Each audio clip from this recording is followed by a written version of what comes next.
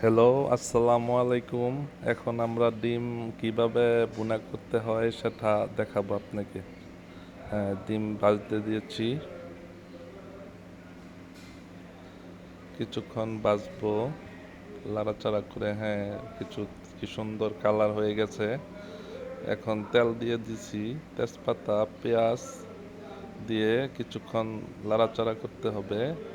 তারপর আদা, রসুন, মরিচ দিয়ে দিলাম।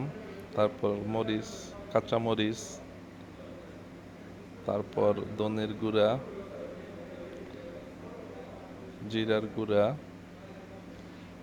হলুদ, লাল মরিচ দিয়ে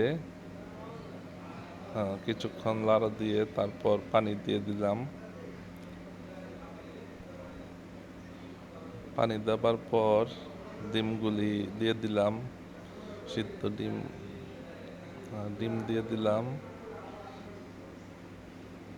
হয়ে গেছে আমাদের রেসিপি।